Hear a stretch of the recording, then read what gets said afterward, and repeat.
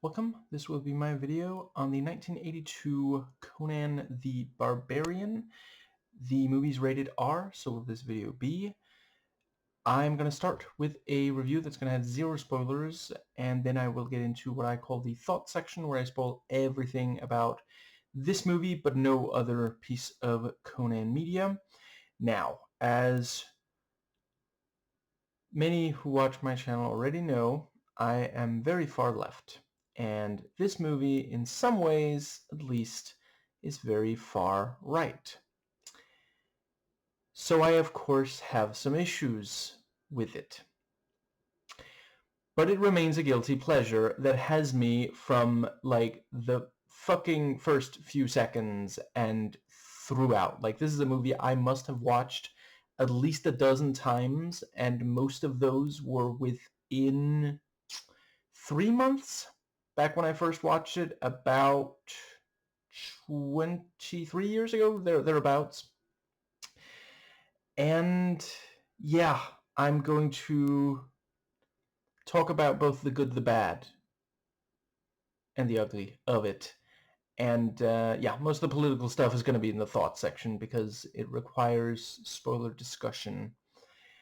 And to be clear, some of what I'm going to be saying is purposefully glib because I do love trolling conservative Christians, and some of them seem to take things from this movie that I find interesting. And yeah, I think that is just about it for the preamble. Yeah, I mean, this is one of those cases where I can appreciate a conservative piece of media because it's actually well made. You know, when those are sufficiently well made, I can actually really, yeah. Now, I think a good place to start is the yeah. So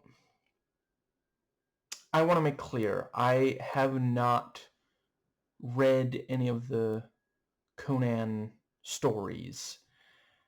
I have watched, other than this one, the other Arnie Conan movie, and also Red Sonja. And, you know, I think those two movies, like, I could absolutely see video reviews of those two movies made by someone with more patience for how goddamn disappointing, at least I personally found them to be, are. Something like that. And, yeah, I think that pretty much covers. So, right, and, before you say that I'm criticizing the director too much in this video, just look at some of the things that have been said about the production of this, and you might see why. So, we're going to start with the writing, and this is one of those where the setup is sufficiently simple that, like, I'm not sure I'm going to give it before the thought section, but there is a very effective elevator pitch to this movie. Like, just within very little time, you are either interested or repulsed by this. I will say, yeah, over the course of the video, I'll discuss whether or not I think it completely lives up to, but it lives up to it. But yeah, you know, it very quickly establishes some things that will, you know, get the undivided attention of the intended audience. Yeah, the movie does well at setup and payoff. It's actually something that, you know, in some ways, this is not the most deep movie ever made, but aspects of the screenplay, I've come across people who appreciate other things about the movie who I feel underestimate that particular, the writing in some ways is better than it has any right to be. Tension and suspense is quite good and is definitely part of, my enjoyment of this movie. Right, shit, I meant to say it earlier. Okay, I'll just put it here. If you want a, overall better, more left-wing, sword and sandals movie, the original, 1980s, I'm fairly, shit, when did it come out? God damn. 1960s, shit, I think it's 1960s, god damn it. Spartacus with, Kirk Douglas, not Michael Douglas. Yeah, that movie, not really magical, but, better. And it's been years. I think it might have been like 20 years. I'm not sure I watched that movie that many times, but I remember thinking Legend was a better movie than this as well. And I mean, part of that is probably,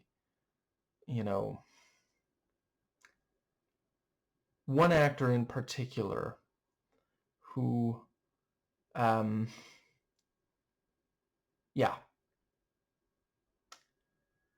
Tim Curry. I think his name is that. I believe that's his last name. Yeah. His performance is that in that. Wow. Now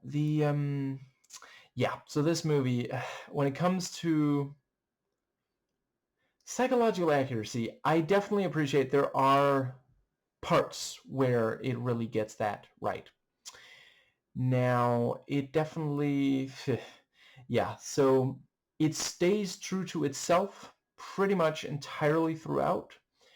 It is not exactly realistic, but it's not meant to be, and that's not in any way a criticism, merely a neutral statement. I know some people prefer, realism. Like, this feels like mythology more than like a historical account. And it sets up that that's what it is. Like, from right away, like literally one of the first things you hear mentioned is Atlantis. It's not supposed to be like, history class. But yeah, the level of detail is very impressive. Clearly a lot of thought and effort was put into how this looks and sounds. The tone is not always completely ideal, but certainly I do appreciate, I've seen some say that it takes itself too seriously for its own good. I think if it didn't, it would not be as interesting. I do appreciate there are definitely parts of it that I don't even know, like, so one single instance of animal abuse is already too many. This one has so many that and listen, I hope that at least some of them are fake, but certainly some of them, I don't know how they could have faked that based on what it looks like in the film. See, the thing is, they could have faked it, but it would have ended up looking different. Like it, So there are so many instances in this movie that after a while, every time you see an animal, you find yourself thinking, okay, so what harm is going to come to this one then? And I put that here very early in the video because some are not going to watch it at all because of that. And honestly, I am not at all disparaging that. I think, that is probably yeah, I cannot at all fault that. Part of what bothers me is also that it's so fucking gratuitous. Like, I would say that at least one of them is there to establish, okay, this person's being a complete fucking asshole right now, but there's no need for anywhere near as many instances, or for them to be as, like, graphic and uncomfortable as they are. You know, it's a movie that kind of revels in a way that it really doesn't need to in stuff that is just, like, fucked up. You know, like, it's one of many pieces of conservative media that just don't really have restraint. And in some respects, it does in others. Now, I think it also does a good job with the concept in many ways. Like, you know, once you know the gist of what this is, yeah, it delivers a good amount of what you would expect there to be in something like that. And, you know, I somewhat already talked tone, but I think the fact that there's not really a sense of irony about a lot of things in this, at least, that it's not really trying to, like, wink and nudge. It's just saying, well, here it is. I do think that works better for this. I'm not saying it works for every piece of media, but here, yeah. And all I'll say, so as mentioned, I'm not familiar with the source material. All I'll say is there definitely are some changes from what I've heard of the source material. And yeah, I don't know. It sounds like some interesting choices were made that, yeah. And the dialogue, I really appreciate that this one has them sound the way that, like, obviously not 100% the way people talked back then, because that wouldn't really work, but it's much closer to that than, like, movie dialogue of the 1980s, you know. Yeah, and there are even times where the way people phrase things, like, it takes you a second or two to be like, what the fuck did that person even just say? What does that mean? You know, and you can watch it multiple times and, you know, gradually piece together, and, you know, by the end of it, maybe you'll be like, oh, okay. No, yeah, that's what was meant there. And it does have ideas in its head. So, the direction, I definitely do appreciate. It is a movie that cares about the characters. Not always in a way that works out, but it definitely, no part of this really feels like the people who had the most influence over it were indifferent about almost anything in it. And yeah, I'm not sure I'm ever gonna watch Red Dawn, either version. But yeah, I mean, I don't know. I'm not even sure I would be able to particularly have fun with the original based on some of what I've heard of it. But certainly this movie, right, for those who might not know, same director. And yeah, this movie impressed me, which is more than what I can say for that audio recording of him. Maybe I bring this up too often, but this is in my defense, this is a good place to talk about it. On the DVD of Once Upon a Time in the West, where I think I'm gonna call him John, because I think that's about right.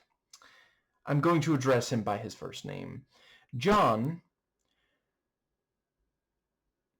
in I want to say it's the commentary track, but it might also appear elsewhere on the DVD. Certainly it's on the DVD. Like, they talk to some really big directors, and, like, the rest of them are fawning over Sergio Leone. And in case you don't know, he directed Once Upon a Time in the West, along with other fucking masterpieces. And while the others are like fawning over him, like, oh, like, just look at the way he films things, it's just, oh, mind blowing. John is like, oh, this fucking guy, oh, god damn it, Sergio, shut the fuck up. Okay, fine. I don't know, I guess maybe sometime we'll work together. Stop begging me. Do you even know what a fucking tribute is? Do you understand that this is about celebrating a guy who by then had died, you know? So he's just shitting on this guy's grave, and it's fucking surreal to me. I don't even know if the people who put that on the DVD, if it's like, you know, I don't like John. Let's just show what a fucking asshole he's being on this recording, or if there's some kind of contractual thing where he had to, but he knew he was being recorded. So I don't feel that bad about them putting it on the DVD or me talking about it here, because like it's genuinely like, motherfucker, this movie is quite good. You are not on the same fucking level as Sergio fucking Leone. Are you kidding me? Jesus Christ. But that's, you know, conservative cishet male ego. Completely unchecked, just like bragging. I mean, weird flex, but okay. So I wanted to make sure to remember to recommend a video. So this one is almost even relevant to the topic today. Skip Intro made a video called Yellowstone is So Much Worse Than You Think. You know, also a conservative piece of media where the themes are discussed in, you know, I mean, his video is better than this one's gonna be, but you can probably already tell that. Anyway, there's definitely passion behind the direction here, and a good amount of what is here does work. Now, it is definitely a movie where almost everything that I could say something positive about, there's also at least something negative. So let's get into that. The cinematography, there are some really, really cool angles, and like some of the lighting is fucking sublime. I really wish I could give examples. I will in the thoughts section unless I fucking forget. In which case, remind me in the comment section. And yeah, like some really careful decisions made about, you know, when to film, you know, what framing, what angles and such to use.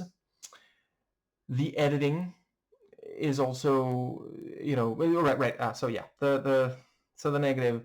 There are times where they film something in a way that I do not understand why they made that decision, much less why it ended up in the final product, because it just doesn't really look particularly good. The editing. I guess again I'll get the negative out of the way immediately. For the editing, there are a couple of times where they will show the same basic thing, like it's a new shot. It's not repeated. It's not repeated footage or something, but like it's like, yeah, we get it. We know what we're looking at. You've shown it like enough times by now, like, and it's within such a short amount of time. It's not this thing of like, you know, set up and then reminder and then payoff. No, it's just there because like, you know, not enough restraint. And but yeah, with that said, there's also some really effective montages. You always got to be careful of those. I know even Rocky had a montage, but you can really go overhand. Ask Rocky 4, I think it is. But other than that, you know, a lot of the way they do manage to trim the fat, like there's not that much bloat here. There is some. And you know, considering how much, like, it's very clear John, like, just fucking loves, you know, some of these characters and some of the things they do and such, and likes to show it. And the the production value, set design, locations, costumes, and makeup are all quite impressive, and I'm already starting to feel my back pain. So, okay, it's possible at some point in this video I'm going to start talking fast, and just, I don't really want to miss too much of, because I got shit to say. Anyway, yeah. So basically, you know, you'll see some of the places these people work or that sort of thing, and you get, you get hints about what they're like as people, what one or more groups are like, and such, what they value, these sorts of things, in a way that is quite effective. Some of the costumes are kept very simple, which really conveys something about at least some of the people wearing them, which is, you know, I really appreciate when there is, that's a show of restraint. You know, they understood, okay, for these it would actually be really good if there's not a huge amount here. And the music is one of the best part. Like, this is, to a certain extent, very much a vibes movie. More so that, like, don't expect a super compelling or complicated plot, you know, but the music is a really big part of that. It is fucking amazing. Just, yeah, really captures the epic scope just wonderfully. It's a score you could sit and listen to without watching the movie, and, you know, absolutely get super into. The sound design is another really, really great. Yeah, there is violence in this movie, and the way that, yeah, the various noises made by violent acts always really get across the sort of visceral nature of violence. And other things also just, it's not always violence, but other things that have careful sound design also really, really work.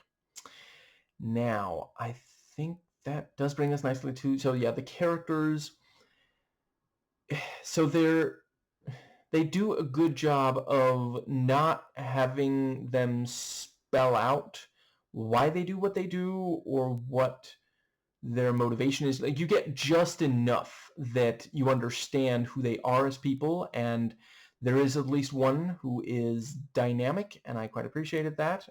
And basically, it is one of those where, like, if you know the saying, actions speak louder than words, and that is a decent enough segue into the acting, because that is also, this is, I've said before, I really, really like Arnold in this movie. I like a lot of his movies. I am willing to admit that a bunch of his performances are not really that good. They are merely entertaining. I'm not sure I've ever really liked his acting in even one of his comedies. So let's see, off the top of my head, the ones I've watched are Kindergarten Cop, Junior, and Twins.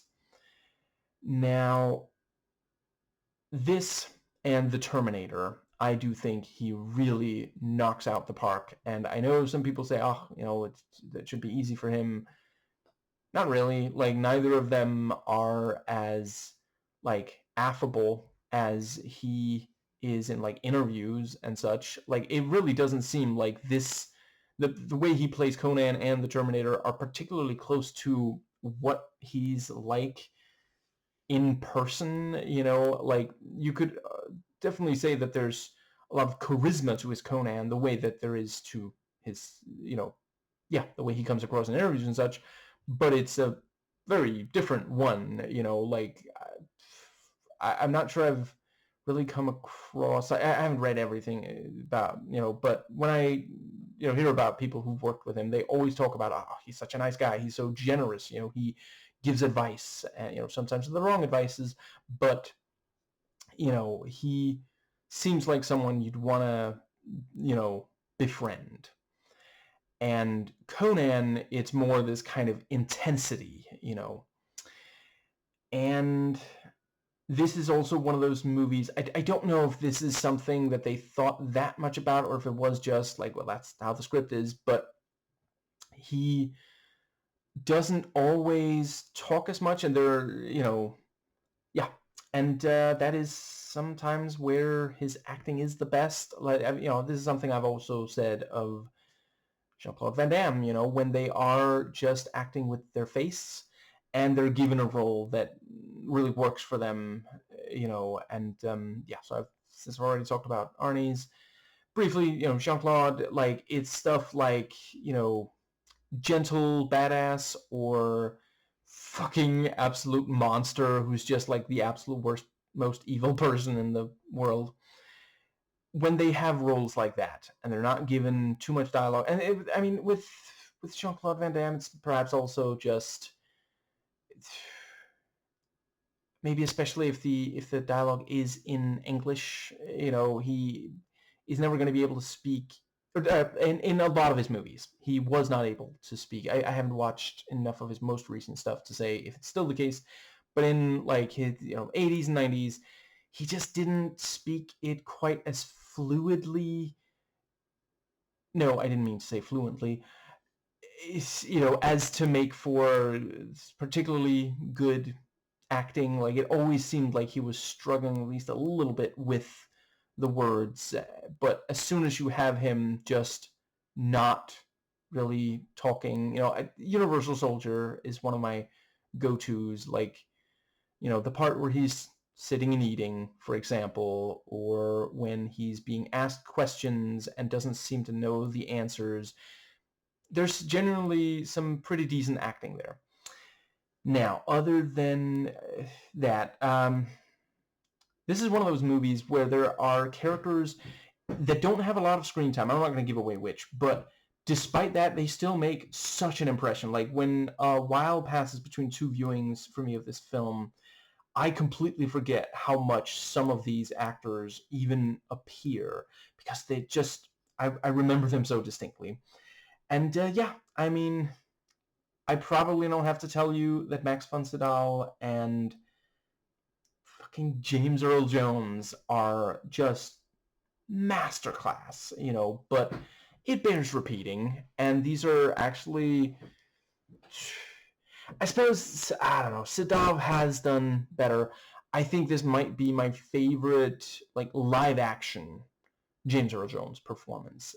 Or some of his voice work I prefer to this, but yeah, when I think of him acting like live action, this is the first thing that pops into my head of like stuff where it's like, holy shit, what a talent, I think that more or less covers. So yeah, there's others. I don't really want to give too much away. I'll just say, the acting tends to be good to great. So the pacing is definitely, like, there are parts where hardly any progress is really being made in a kind of weird, like, sometimes I don't even fully understand why the characters are doing what they're doing in yeah, other than that, like, someone decided that the plot had to turn out this way. Now, right, one final thing about the characters for now. I do really appreciate that, we definitely get a sense that at least some of them are capable of thinking past their current situation and, like, focus on more than just, like, earthly pleasures or something, and once again, without just spelling out exactly what is necessarily, they're not. No, shit, I've made my point. I'm going to move on. The special effects. So, yeah, the okay, yeah, right. The I just realized about the acting. There was at least, yeah, there are definitely really awkward acting moments, and for sure, like, it's whether you love or hate Arnold's occasionally very noteworthy mouth noises, the like grunts and groans that are unmistakably his accent. This one definitely has a lot of those, sometimes concentrated within specific portions of the film. Anyway, these special effects, to get the negative out of the way, there is at least a little bit too much in the way of like digital effects, which, like, I don't always have a problem with those, but keep in mind when this was made, this was back when those were just not completely convincing, and I just wish that they hadn't had quite so many. Like the first time you see one or two, it's like, oh, I don't know, that's okay, but there's at least a little bit too much. It's not like throughout the entire movie, and it's not overall that much, though there is one sequence where there's definitely, yeah, much too much in a short amount of time, which still not anywhere near as bad as a lot of other, including some stuff from around this time. And one of the most annoying things is that the scene that has a bunch of it, it's like, why didn't you just do that with like other kind of, I'll talk about it in the thought section again once, unless I forget. But with that said, there are a lot of practical effects here, and almost all of them are fucking amazing. And, you know, some of it is just simple, like, you know, violence stuff, but some of it is more intricate. I will only discuss it in the thought section, but it really is, like, if you're a big fan of, like, really fucking cool practical effects, you know, this is a movie you should watch at least once just for that. And yeah, so the action, I think they do a pretty good job of making it just plentiful enough that you feel like you get your money's worth, but also not like just constant and exhausting. And yeah, the sort of the fantasy elements do work well. You know, there's enough like supernatural shit that you're never going to completely forget.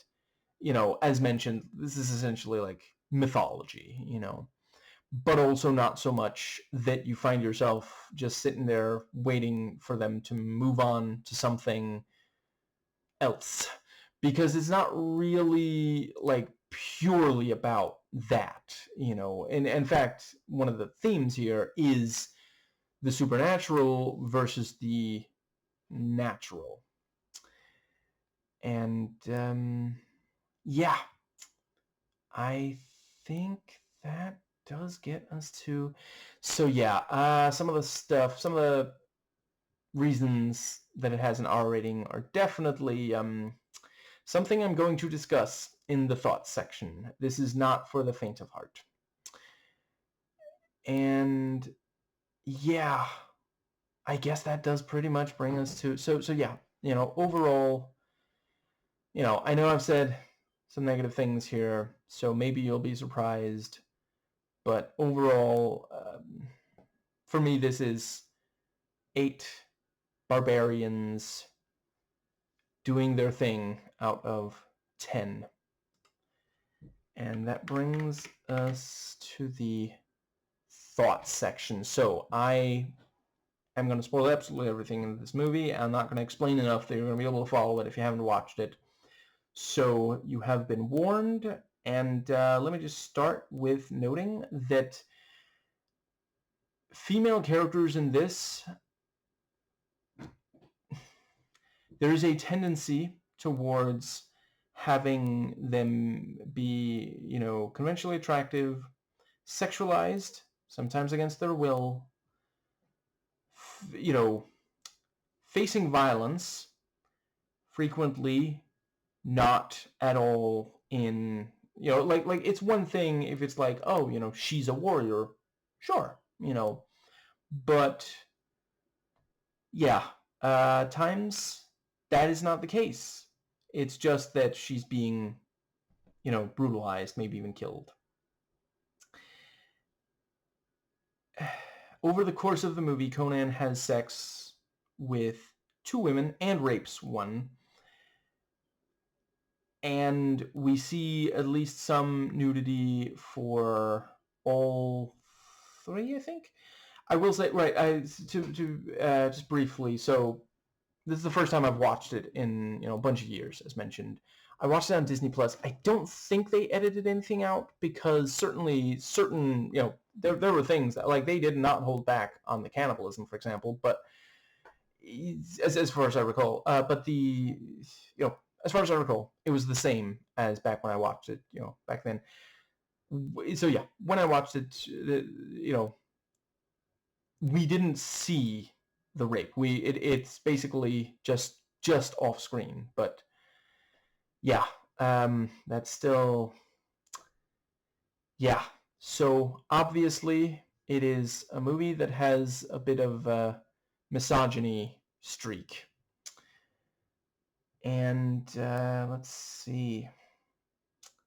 I don't know. It's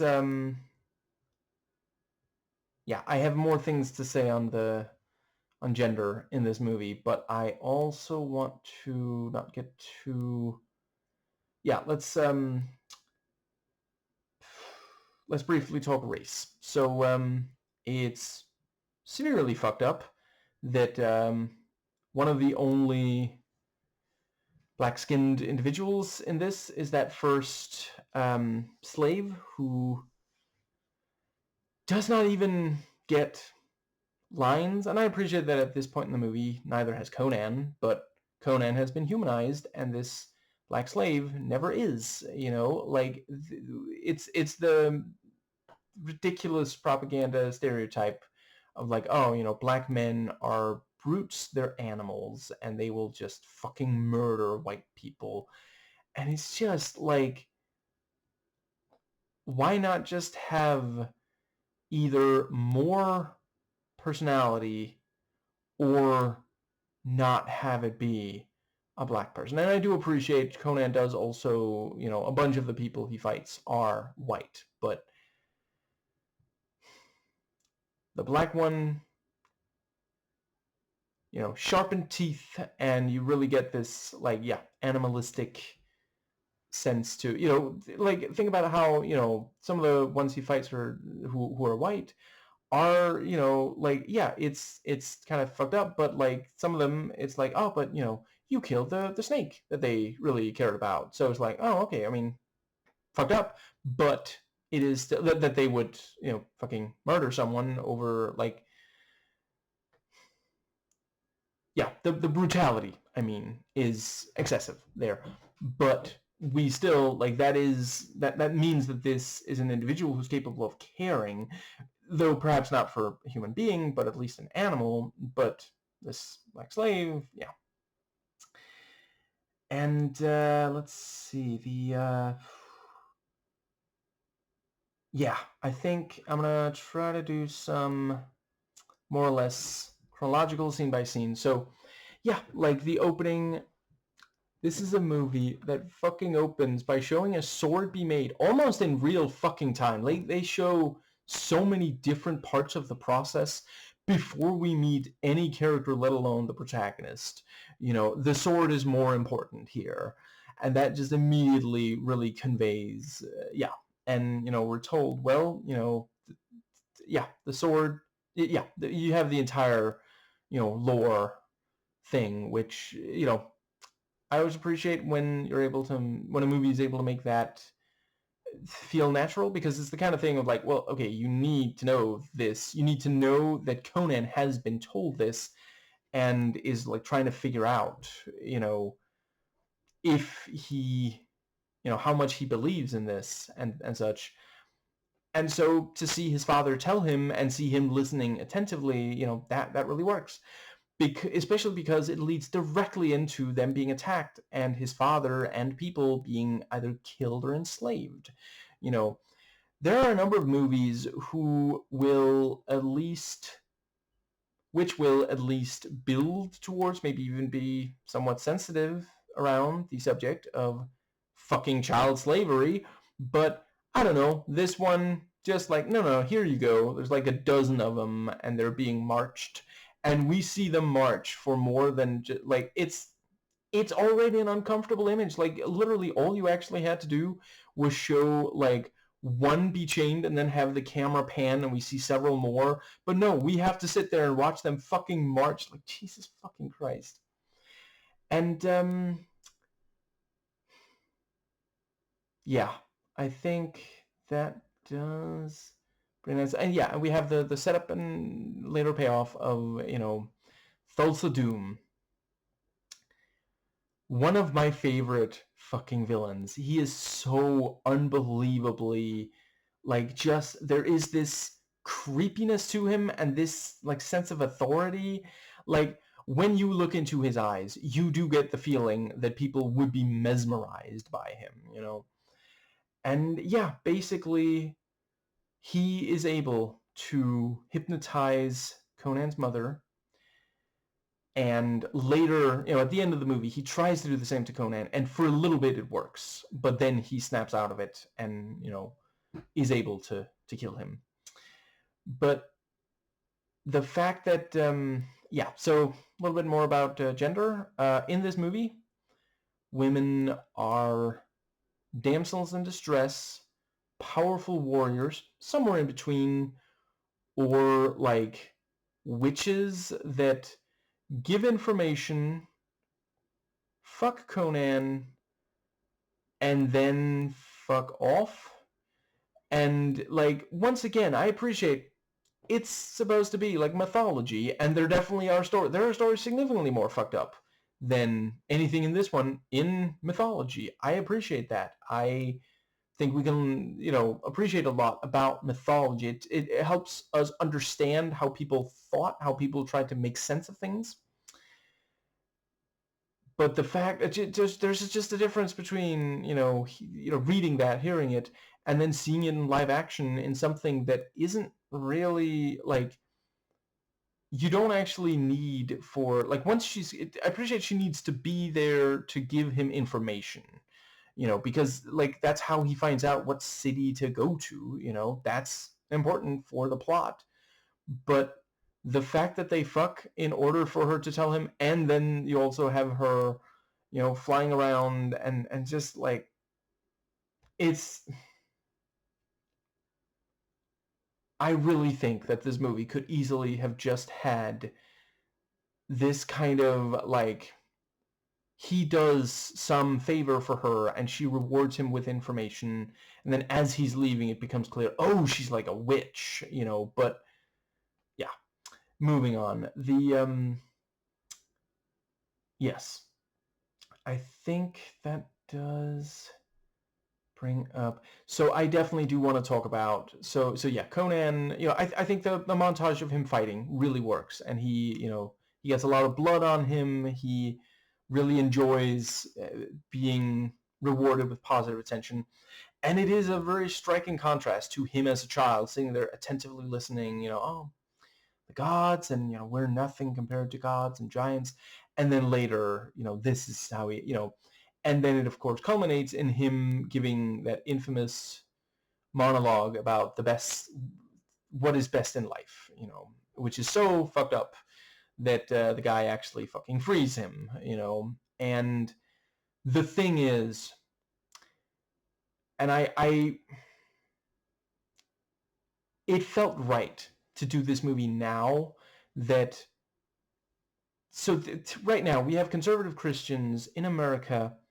I'm not saying all, and I should probably say, like, I certainly don't hate all Christians. I don't hate all people of any faith. I don't even hate all conservative Christians. I do think that a number of them could be reached with arguments and with, yeah, you know, sometimes I try to find common cause. I'm not always great at it because I find them so frustrating in the things they say and do.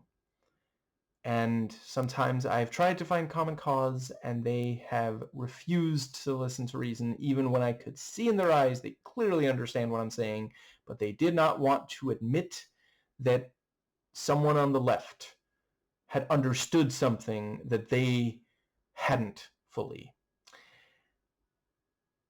But I'm definitely not talking about everyone who is a conservative Christian. Not even every conservative Christian cishet white man. Honestly, for the rest of this video, when I say conservative Christian, please assume that I'm specifically talking about the cishet white men.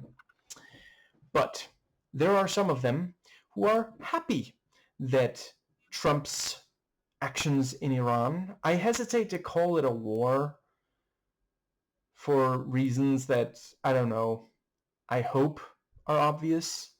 Like, I don't know, he keeps threatening to bomb civilian facilities and such, and that's not warfare, that's war crime. And I'm not saying that that's necessarily what he's doing, for legal reasons here, but that is what he's threatening to do. And he's even been asked, like, how is that not a war crime? Oh, no, a war crime would be to let them get a nuke. Get a nuke? You mean the thing that Obama's deal with them was supposed to prevent and did until you tore it up for no fucking reason other than you're being so goddamn petty? Trump just wants his name on everything. Can we just...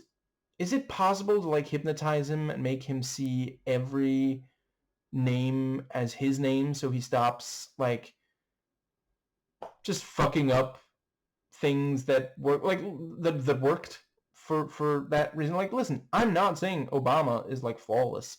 I'm not the best person to go into it. Honestly, the YouTuber that I've personally learned the most from when it comes to Obama's, to issues with Obama has definitely been FD Signifier. So make sure to watch his stuff over mine when it comes to, criticizing Obama. But that particular deal was really, really fucking good. Anyway, there are Christian conservatives right now. Right, and I'm also, when I say Christian conservative in this video, I'm also primarily talking about Americans. There are Christian conservatives right now who are saying, oh, it would be good if Trump did indeed fucking end all life on planet Earth, because then we'd all go to heaven. And thankfully, there are some Christians who hear that and are like, that's not what I signed up for. And we are also seeing some conservative Christians leave behind Trump. And I don't think that it puts them in the best light that what it took was an AI image of Trump as Jesus. But I mean, yeah, I do hope that we can soon witness, hardly anyone still supporting Trump. And maybe, finally, he could be non-violently, through political means, through the system, be removed from office so that someone who has more emotional maturity than him. And if you don't believe that it's really that bad, read the book by, I want to say her name is Mary Trump. And I believe the title is Too Much and Never Enough. I have not read the entire thing, just quotes, but my God. Yeah. Anyway, let's see. So yeah, something I've noticed, some conservative Christians who love this movie, they don't seem to understand that Conan's speech there, that's actually a low point for him. Like, he doesn't realize it at the time, but that's actually a really fucking horrifying thing to say. And some of them also seem to think, oh yeah, I mean, okay, he rapes that slave. Should we pause right there and just say anything that follows those exact words in that particular order is going to be some fucking bullshit apologism? Because, like, no, yeah, he rapes that girl, and that's fucking awful. There's not really any excuse. What I've noticed, and once again, this is not all conservative Christians, but a number of the most misogynistic of conservative Christians have this idea in their head that rape is perhaps not okay. I would like to think not okay. I would like to think that they don't think it's okay. It's obviously not okay under any circumstances, but that it's not quite as bad if he's not using physical force, and or if he's like handsome and maybe sometimes does some good things. And it's like, if you actually listen to rape survivors, they'll tell you that's not really, no, like rape is rape. And it's so fucking surreal that it's even, I don't know, sometimes I wonder if it would just have been better if he just refused to rape her at all. Like, I appreciate, yeah, I think I've made my stance on rape in real life clear. Rape in fiction, it can be used to communicate things. You just have to be tasteful about it. And that's, I don't think this movie is sufficiently tasteful. Like, at least it is off screen, but there's also an audience, and it's just like, yeah, like so the fact that he covers her up for several seconds before going through that, like, she still doesn't particularly seem even remotely interested in sex with him. Like, I don't know. Would it have been terrible if there had just been like at least a short conversation between them that like ended with her actually feeling, if not necessarily sexual desire, just at least some sympathy towards him, and then they don't have sex, and she's just allowed to leave, and he makes a case that she should be given her freedom or something like that. Like, you don't have to have the scene be this fucked up, and especially because, like, we don't even need to see it, because he says it. He says one of the best things in life is to hear the lamentations of the women of your enemy. So we don't actually need to, like, the fact that he, like, yeah, I feel like rape is implied by those words. Lamentations, that's pretty fucking clear. Now, I think that does bring us nicely to the, yeah, he's such a badass. He manages to fight off the, shit, I think it's like dogs, which like even his father couldn't do, And I do also think it worked well that, yeah, his father said, oh, steel is stronger and better than people. And then, their steel, their amazing steel that we've just seen in detail be, it wasn't enough to stop the forces of Thulsa Doom. And later, he says flesh is stronger than steel. And, set up and payoff, he says that and then demonstrates that he can compel his followers to suicide. Couldn't help but notice that he specifically chose a woman when, I mean, certainly at least his priests are male. I'm not, shit, I forgot to notice if all of his followers are women or not. But yeah, priests are male, so he could have used that as a, but no. But then there at the end, later he betrays the princess, and she betrays him, because would Conan have been able to get so close to Thulsa without her help? I don't think so. And yeah, Flesh did indeed defeat Flesh with the help of Steel, but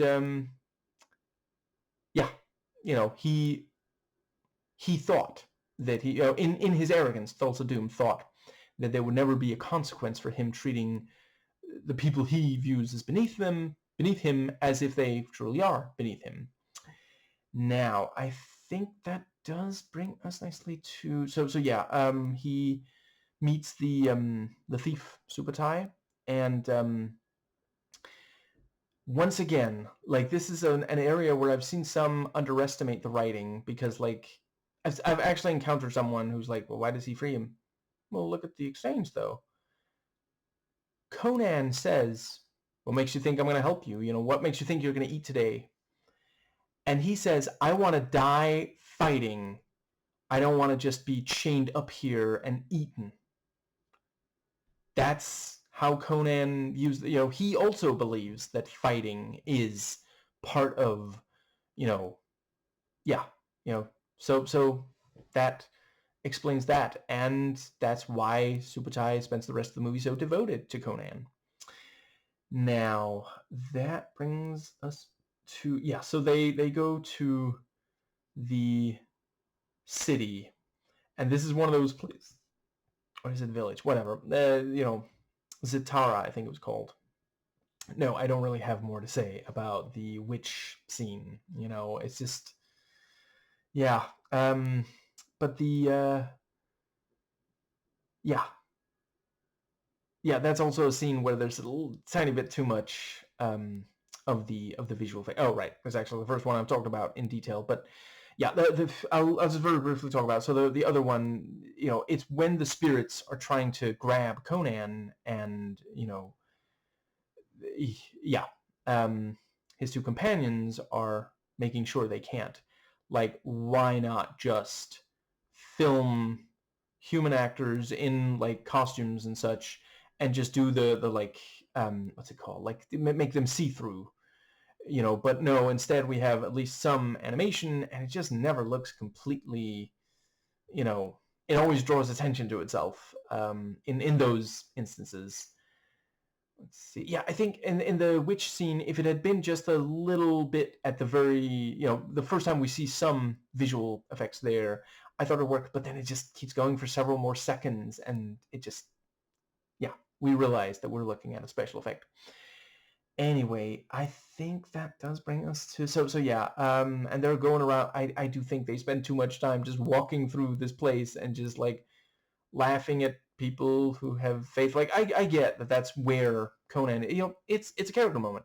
I just think they spent at least a little bit too long on it, and talk about like, you know how long that food's been there, and abusing animals, because like, okay, I mean, we get it, they're assholes, they're being assholes right now.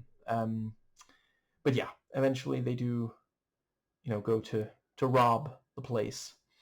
And yeah, set up and payoff. She's like, what was it? You want to live forever, which, like when that line appears in Starship Troopers, it's like as if the only alternative to that is to die right now brutally. Like, but yeah, she says that like twice in that scene where they're stealing, and then there at the end when she appears, which she said, as long as you are fighting, even if I'm dead, I will come back and fight again.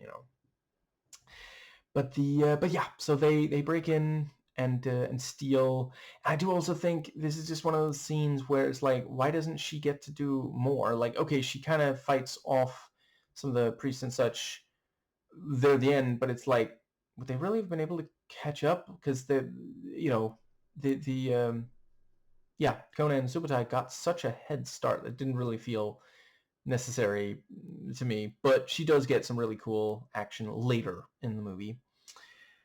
Now, let's see. Yeah, the fact that so yeah, he finds the serpent symbol and is later able to use it, which is a good criticism of these kinds of systems where you just need a symbol or some kind of, I'm gonna say they're called totems. You just have to prove, no, see, I'm one of you, and then you get to do something, even though they're like, I've never seen you before in my life. Should I really let you close to my leader, whom I know has enemies that want him dead?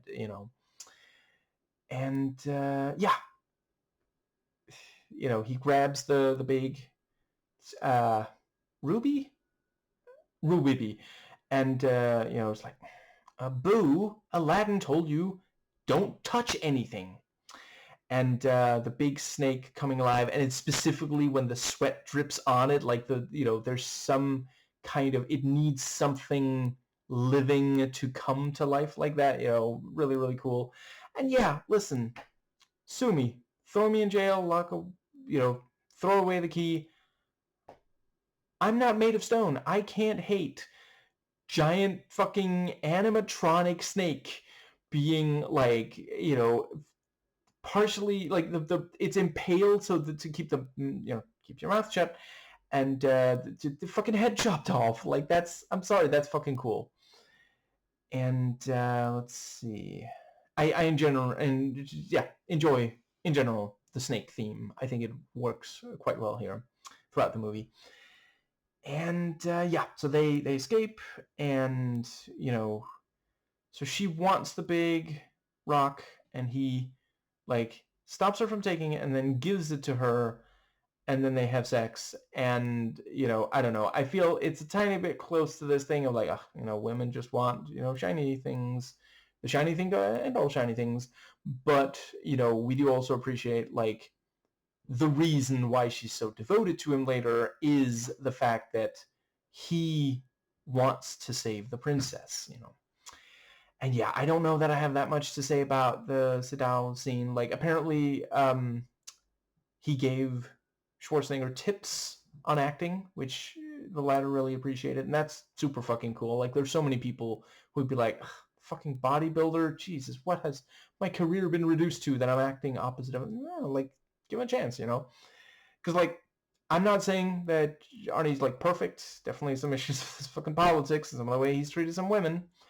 But like, I think it would be silly to claim that he is not invested in delivering a strong performance. Sometimes he misjudges certain things, but I would never say of any of his performances that he did not seem like he cared about giving it his all, Now, let's see. I think that does pretty much bring us to... But yeah, so they're using the money, and like, apparently, so John had to defend, which, listen, this is an area where I do agree with him. Apparently John had to defend, like, it's kind of humiliating Conan, falling face down in the soup.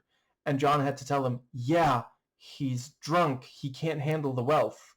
That's part of the point here. And genuinely, like, I think it was like executives who didn't understand that. And it's like, I think many of the worst decisions made when making movies are fucking executives that don't understand. Like, yeah, that's literally, yeah. And it is one of those things, that's, again, I've seen conservative Christians who are like, see, we shouldn't be wealthy. Yeah, I mean, I agree. I don't think anybody should be wealthy. I think everyone should feel financially stable. And I think it's great to, we need to increase wages. People shouldn't work so long that, they are worn down. Like, I'm extremely lucky myself. I've, luck of the draw, I was born in Denmark. I have never been in a situation where someone was like, if you don't work a 40-hour week, you are fucked, plain and simple. I don't think anybody should be forced to work 40 hours in 1 week. I think if that is what you really badly want, and like, it is looked at by someone who can tell that it, because I don't know, it's one of those things where you got to be careful, because that could be like maybe a shit, what's it called again, workaholic kind of thing, addiction, really, but everybody should be able to save up money so that they every so often can buy something that is just, not necessary, but necessary? No, it's fun. And with that said, I have noticed that a number of conservative Christians, they don't dislike wealth so much as they feel that should only be for like televangelists and like people who are literally just telling poor people, give me your hard-earned money so I can buy another fucking jet. I kid, they wouldn't say fucking. But the, let's see, I think that does... Yeah, it works well, the subversion of expectation in the, so they are before King Osric, and it's like, well, fuck now, what are they gonna do? And he's like, you're gonna steal. Oh, that's good. Okay, I mean, and that's also something, conservative Christians, this thing of like, see, we do need a rule breaker.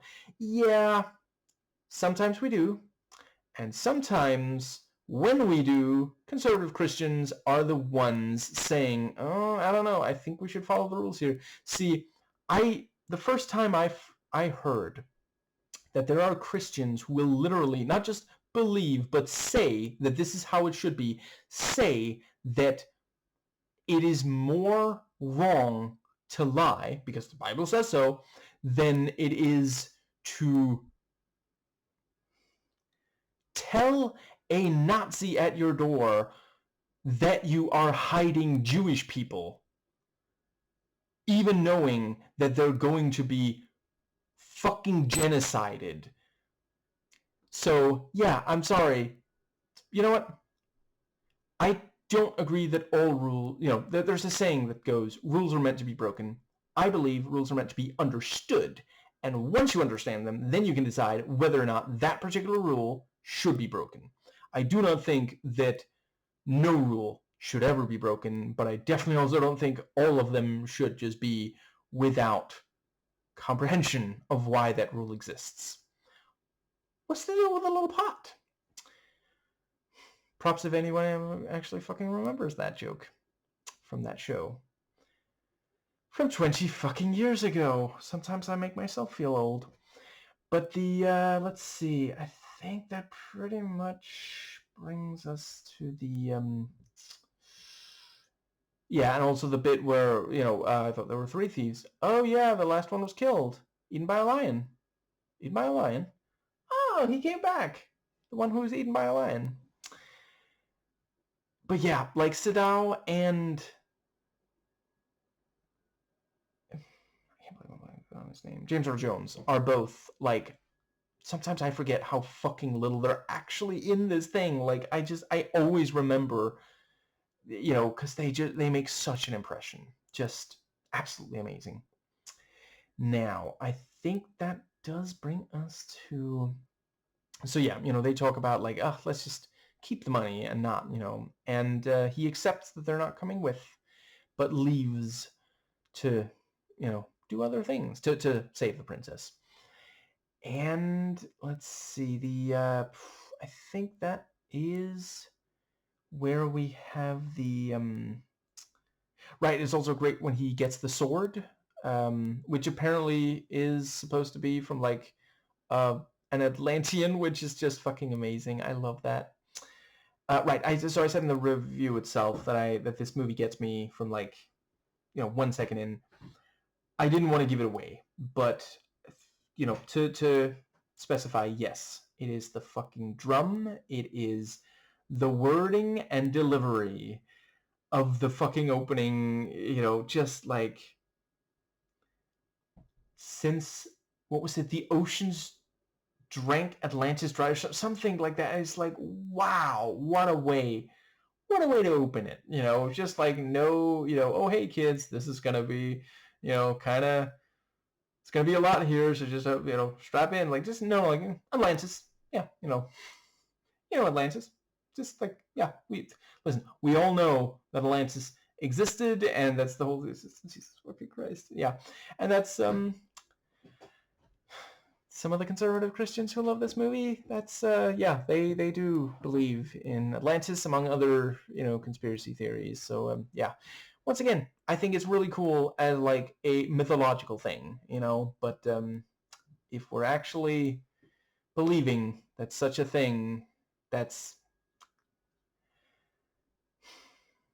The thing that especially bothers me is that it is such a distraction from real things that need dealing with, and the fact that once someone has fallen for one conspiracy theory, they're likely to fall for others, and some of them are genuinely dangerous. It's been so long since I looked at the Atlantis one that I don't remember if that one is in and of itself dangerous. Now, I feel like that brings us... So yeah, he meets the wizard, and I've seen... I really hope I'm pronouncing this right, because I truly do mean no disrespect. This is not the only thing I've watched that Mako, I believe that's how you pronounce his name. I've heard that pronunciation at least once, has acted in, but this is my favorite. It's just, he's so fucking good. And I appreciate that there's both, like, some he is sometimes kind of goofy, but it works, you know. I mean, he's a hermit, isn't he? I think that's how it's so he's like he's not super used to like talking to other people, so he just gets excited. He's just jazzed about being on the show, man. And yeah, the let's see. Right, also really like the theological discussion between yeah, about, you know, praying to Crom or to the four winds. And let's see. Yeah, so he goes, let's see. I think that's when he is, yeah, so he ends up at the big temple and, you know, steals the clothes of that priest and then, you know, flashes his badge everywhere to get further access to VIP areas. And this is, again, one of those places where, so once again, I am not saying that this is necessarily in and of itself a bad element in the movie, because, like, if you read it as mythology, yeah, you know, but some of the conservative Christians that I've encountered that fucking love this movie, which, once again, I love the movie too, but some of them read Doom's cult as basically, like, environmentalists, and I'm sorry, can we just not compare real life environmentalists to a fucking cannibalistic cult? Because that just feels really fucking ridiculous and honestly potentially harmful, because like some people are maybe actually gonna believe that, like, listen, we environmentalists are not cannibals. I don't know how many times we have to explain it. And it's also one of those things of, like, you know, cannibalism, if you actually look at the evidence, a lot of the time when someone says, oh, this group is cannibalistic, it's propaganda to make sure that the warriors will be willing to fight that particular group of people, rather than, oh, there's like actual solid evidence that these people were indeed cannibals. And I mean, this idea that, oh, you know, some people are just less, you know, they just maybe they don't understand things quite as well as we do. They're just that they you know, IQ and all that, you know, that is something that historically a number of conservative Christians have used to justify genocide, slavery, and imperialism. And that is something that bothers me about not necessarily the film itself, but some of the conservative Christians who love the film. I've said it before, and I'll say it again. If you're going to worship anything, I think, you know, I prefer respect to worship, but not for me, not from me. I'm talking about what to do. I think worship risks getting us stuck in a pattern that is not necessarily beneficial. You know, pretty much any pattern that you are, any pattern-based behavior you're engaging in, ideally you're willing to reevaluate and change the pattern if new evidence comes to light, you know, scientific method and all. If you're going to, let's go with respect instead of worship, if you're going to respect anything, any one thing above almost anything else, I do think nature makes a ton of sense, because it is literally keeping us alive. You know, there's the whole photosynthesis, there's heat from the sun, like all these things that actually make sure that life on this planet is at all viable.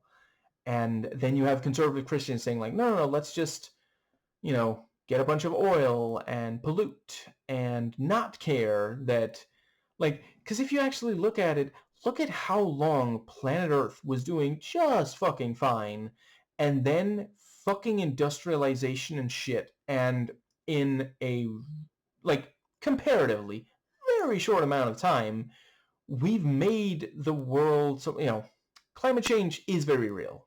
And you can look up, you know, there's so much fucking evidence. I am not going to go over it here. Now, the, yes, I think that does bring us nicely to, yeah, there's one bit in particular as Arnie is walking up, and it's like, you know, there's one guy's like looking, I don't think I've seen you around here before, and he's like, oh, let's just check this out, and he pulls out the thing and says, see? See, I have the thing. And it's just it's fun. It's fun. And yeah, we see the princess, and it's like, she's right fucking there. Maybe he'll get to her. Oh shit, someone knows. And the POV shot, slightly unorthodox, but I'll allow it. It works. As he's getting knocked out by the ones who, one of whom, those two guys, one of whom raised the snake from when it was.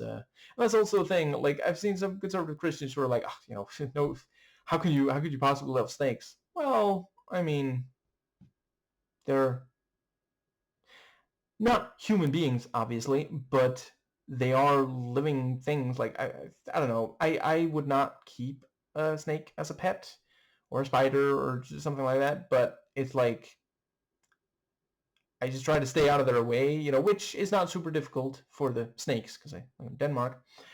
But like yeah, I don't know. It's just, again, one of those things of like trying to say, oh, if you worship Earth instead of Yahweh, then obviously you're gonna think like snakes are super important. And it's like, I mean, I think we should try to have empathy with any living thing that isn't like literally like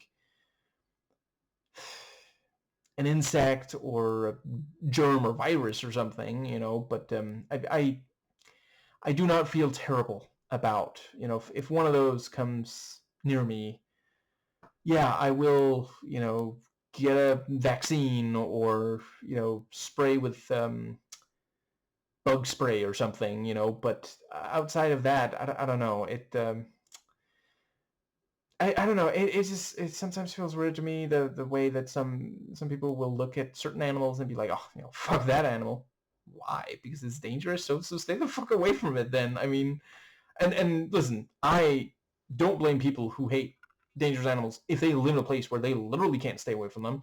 I've just happened to notice a lot of conservative Christians will say that about animals. It was like, you're never going to be near this fucking thing. Why are you making a problem where there does not need to be one? Like, just stay away from the animal, as you were already doing, and just like talk about something that actually fucking matters. Jesus Christ. And also, just it's silly to me that there are conservative Christians who are like, oh, snakes. There's other conservative Christians who are literally like, oh, it says in the Bible, snake venom can't kill us. So I brought my own snake here, and it's going to bite any one of you, and we're going to keep doing this even after some of us die from it. But worship, but like respecting nature, that's ridiculous. Purposefully, like, just doing something that science says will fucking kill you. That's not ridiculous somehow. That's one of my things. That's one of the things that I find frustrating about conservative Christians. Can you please fucking take care of the issues of your own communities before you scream about other communities, and in many cases communities that have problems that you also have but you're refusing to solve in your own? Like, listen, I agree, there are people all over the world who are misogynistic, but that's really more of like a patriarchal problem. It's the system of patriarchy encourages misogyny, teaches, small children misogyny. That's not like, oh, if you're from the Middle East, you must inherently be more misogynistic than, conservative Christian white American cishet man. Have you talked to them? Because some of them are like putting stuff online where they talk about what they would like to do to women, and it's not actually like better, less fucked up than what, yeah, I appreciate there are some very conservative Muslims who have a low opinion of women, but like, yeah,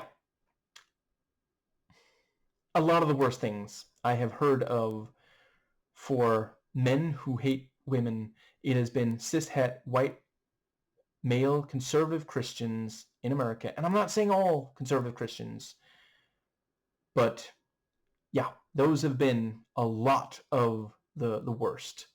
including people I've met in person. And comparatively, I've met a number of Muslim men. I don't recall ever meeting one that seemed to like hate his wife, his mother, his daughters, his sisters.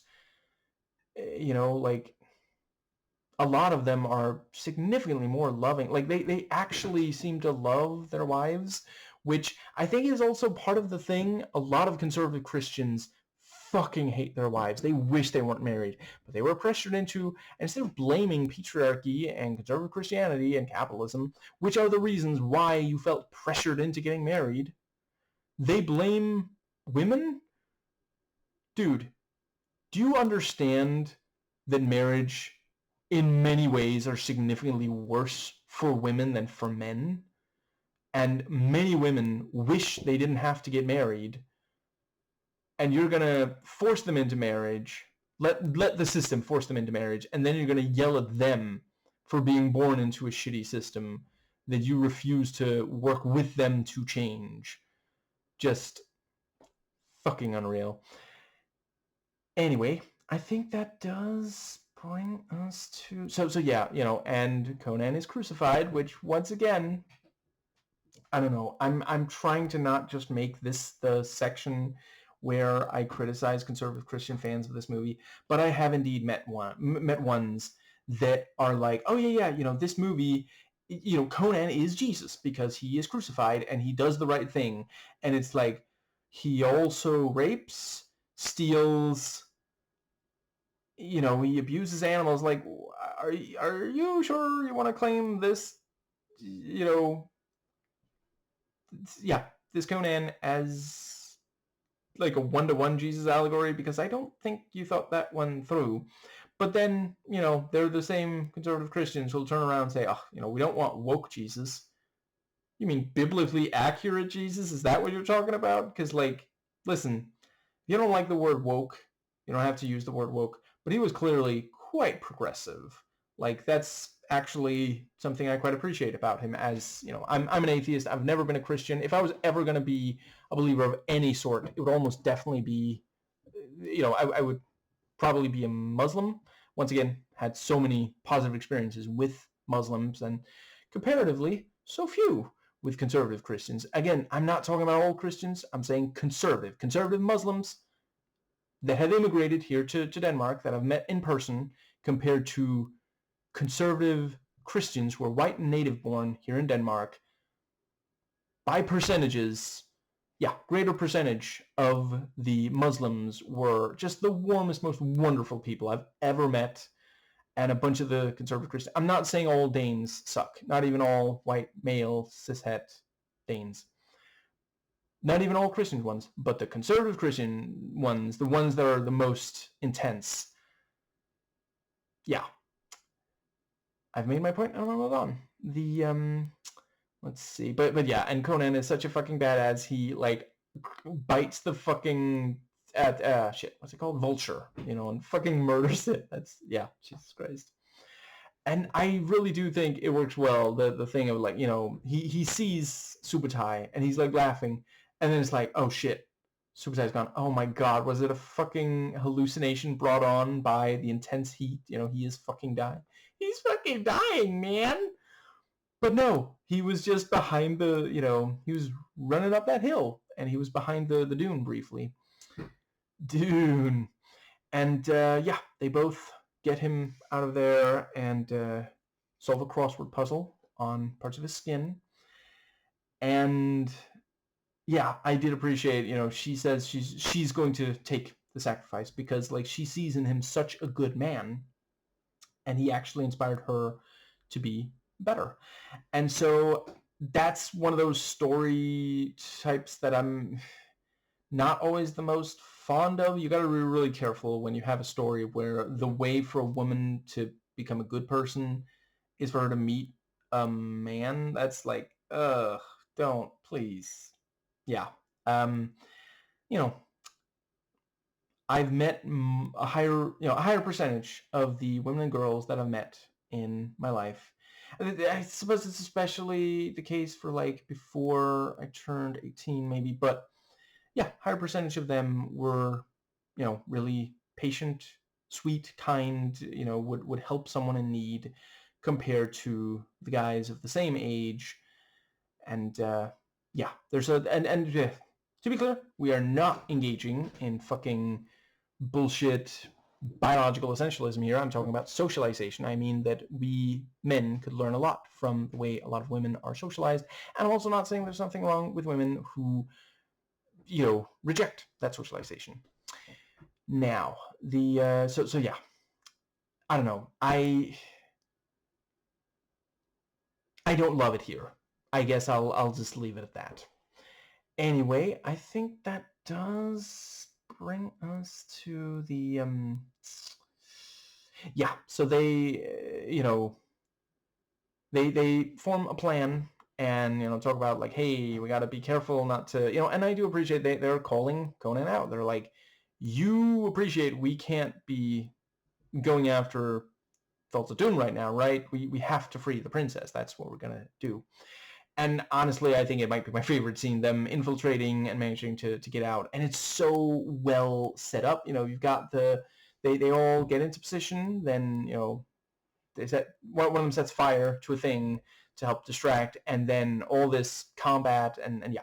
And there's one of those scenes where, I mentioned in the review, like, we don't need to see the fucking cannibalists, like okay, so first we see, the guy pours the soup into the bowl and then the bowl is brought over. Right, so they really are eating it. It's not just like ambiance or something, scented candle kind of situation. No, they really are.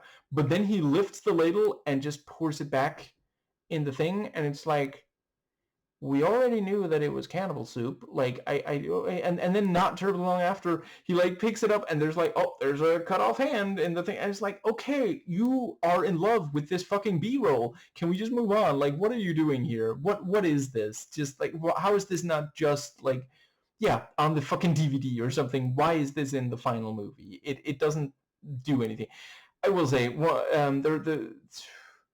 I appreciate that they maybe felt the need to do something. I think it's just the fact that they keep showing the exact same thing that I think they should have instead. Because the thing is, eventually, I forget which of them, the trio, but one of them goes up to the guy who's standing there, and they knock over the pot. And that's also an important part of escaping, creating enough chaos that they can free the princess and escape. Part of the plan, clearly, but show like the person slowly getting close to the guy with the pot or something, but his dealer. But yeah, they managed and they free the princess, and it's one of those things of like, I don't love the optics of like, because this is basically a kidnapping, but I appreciate this is essentially this thing of like, well, I mean, it's perhaps the equivalent of like kidnapping someone who's on drugs, or I guess, yeah, like in actual cult, to get her away from the cult or the drugs or whatever, and deprogram, so she can have a healthy life, and I appreciate there are situations where a person's own autonomy and agency, has to be very temporarily suspended in order to make sure, because there are some people have their lives ruined by excessive drug use or being in a cult or that sort of thing, and they are just not seeing how bad it is for them. And the movie does make very clear, like, yeah, I mean, this is a cult that fucking has people suicide just to make a point, Now, I think that does, but yeah, so they're able to get away from there, and they put her in a very clear, obvious place, so the Doom cult are indeed led there. That's another thing. Just very briefly, conservative Christians saying, "Oh, look at this fucking death cult of Thulsa Doom." You know that Christianity started as a death cult, right? And as mentioned earlier in this video, in some branches of conservative Christianity still are a fucking death cult. They're literally cheering on the end of the world. I don't feel fine. And the yeah, fantastic combat. I love that one trap that because the guy was like thinking, I'll kill Conan when he doesn't even know that I'm right here. I'm gonna hit him so hard in the head with this fuck off hammer, and turns out to be a trap, and he gets impaled. That's genuinely like, yeah, guess you shouldn't have tried attacking someone when they seemingly didn't know you were there. Because, like, that trap would not have worked if he had been like, Conan, I see you, come fight me. There wouldn't have been any movement at the helmet, and it would have been like, oh, that must not be Conan, you know? And yeah, her showing up as like this supernatural entity and saying the line again and fighting, helping fight the guy, that was really great. I really appreciated this thing of like just, as mentioned, there is a non-zero number of damsels in distress in this movie, but here we also have, even after her death, she's still helping, Conan would have died during this movie if not for her actions. So really appreciate that. Yeah, I feel like that pretty much gets us to... Yeah, I love the fucking arrows put in the ground and then picked up and fired one by one. Very clever way to... Because that also means that he can be running around using his sword up until that point, not worrying about dropping the arrows. And let's see, I think that does pretty much... Yeah, and not only was Thulsa going to leave her there, he was going to fucking kill her and then leave. And yeah, no wonder she betrays him after that, after he betrays her. And yeah, it is genuinely really great. There at the end, Conan gets close. We have the hypnotism that I already talked about. And then he starts just fucking cutting the dude's head off and showing it and throwing it down the stairs. And they all just change their mind. They throw the what's it called? The torches, hopefully not tiki, into the water and just leave. Once Thulsa is dead, the hypnotism is gone, and yeah, fantastic. Absolutely love that they were able to save so many people. And let's see. Conan looked great on the throne there at the end. Not sure where we're going to get a movie that's actually going to have him as king.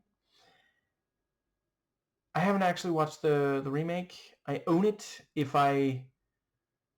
I'm going to watch it soon.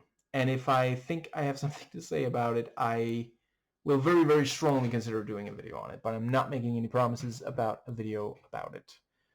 Now, I think that does pretty much cover the... let's see. No, yeah, I think that covers everything. So yeah, love that we get more, voiceover and text there at the end. Calling bullshit on the thing of that is a tale that will also be told, but I appreciate that at the time they thought, oh wait, is that what the second one? God damn, I don't even remember if he's a king in the second one. I just don't, from what I recall, he isn't, but I actually don't even remember for sure now that I really think about it. I just remember thinking that movie was just dog shit of the highest order. Yeah, I feel like that pretty much covers everything that I had to say about this movie. So I'm just real quick gonna mentally fast forward through the entire thing. Obviously, I fucking love when he, so the snake arrow was great. And yeah, making it like a, he says seek, so it is, it's an arrow that actually he doesn't even have to aim it 100%. It's just gonna hit the target. And the part where he actually fucking turns into a snake, like such a great practical effect. Yeah, really, really amazing. Yeah, I think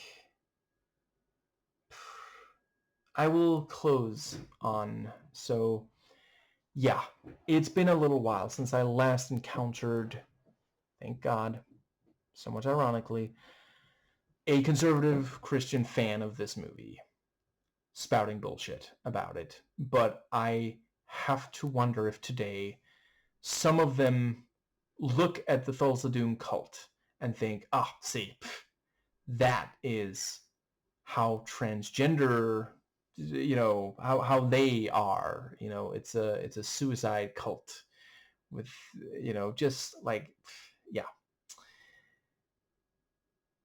I think that might be everything. So I appreciate that. Most likely the reason Conan throws the head down the stairs before doing the very Olympic-looking throw of the fire thing, to get rid of the temple. But yeah, he throws the head down the stairs. I'm pretty sure it's because he wants to convey to them Thulsa really is dead, But I can't help but wonder if it's just because he saw that fucking set of stairs and he was like, okay, I'm only going to get this chance once in a lifetime. And then he looked around, he was like, oh, god damn it. I'm going to have to improvise a slinky.